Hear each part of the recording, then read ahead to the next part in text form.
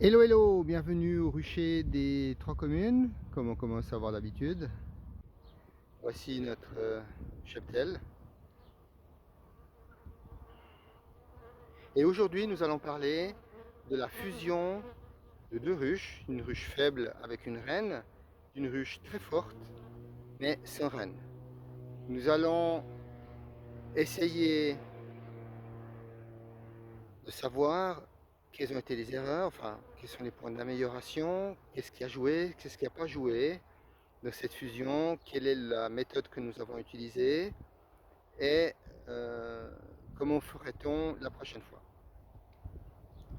Premièrement, la méthode que nous avons utilisée. Vous voyez, il y a une ruche l'une sur l'autre, la ruche ayant la reine étant toujours en dessous. Hein, donc c'est celle-là. Là-dessous, il y avait la reine. Et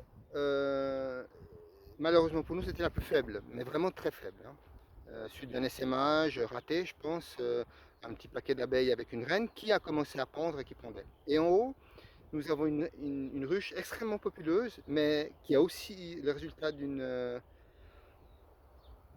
migration, mais cette fois la reine avait disparu, donc orpheline, et cette reine était vouée à disparaître, cette ruche était vouée à disparaître si on ne faisait rien. Donc on a décidé de les fusionner les deux.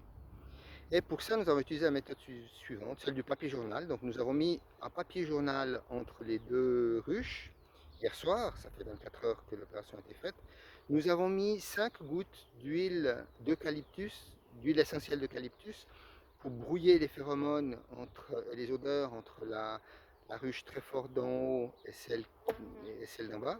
Et nous avons mis une grille à reine, pour deux raisons. Premièrement, si par hasard il devait y avoir une reine en haut, pas qu'elle vienne se battre avec celle d'en bas. Elle aurait été mal fécondée, donc elle ne pondrait plus, mais elle pourrait quand même attaquer la reine qui nous en bas. Et deuxièmement, pour pas que la reine d'en bas monte, parce que le but, c'est de retrouver toutes ces abeilles-là en bas. Donc, on va dire, l'opération s'est bien passée, puisque...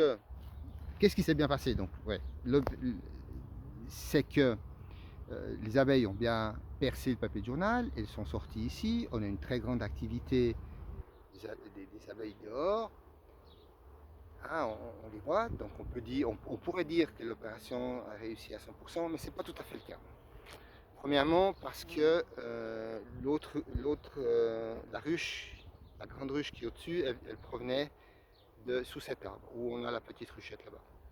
Et ce que nous avons fait hier soir, c'est que nous avons simplement pris cette ruche-là, et nous l'avons mise dessus en pensant que déjà que toutes les butineuses étaient rentrées, puis à l'heure où on a fait l'opération, mais c'est pas vrai, toutes les butineuses n'étaient pas rentrées. Ce matin, j'ai dû mettre cette petite ruchette parce que j'ai vu qu'il y avait beaucoup d'abeilles qui étaient par terre en train de chercher le ruche qui forcément avait disparu. Et puis, j'ai aussi remarqué que certaines abeilles qui proviennent de la fusion sortent et viennent directement sous l'arbre pour essayer de trouver leur ancienne ruche. Donc en fait, ils n'ont pas vraiment fait un reset de leur GPS. Et donc pour ça, j'ai mis cette ruche ici. Et ce qu'on va faire, cette nuit, quand elles seront toutes rentrées, je vais la refermer. Et je vais remettre ça dans le résultat de la fusion. Ce qu'on aurait pu faire de mieux, c'est très simple. Cette ruche qu'on allait déplacer, on aurait dû la mettre au frais pendant 48 heures minimum. Et après avoir fait la fusion après les 48 heures. Comme ça on était sûr qu'ils auraient fait un reset de leur GPS et que elle ne serait pas revenue sur place. On aurait toujours eu le problème avec les butineuses qui restent la nuit pour dormir et qui rentrent creux le lendemain matin. Mais on aurait pu les recapturer facilement avec la ruchette. Donc voilà, prochaine vidéo.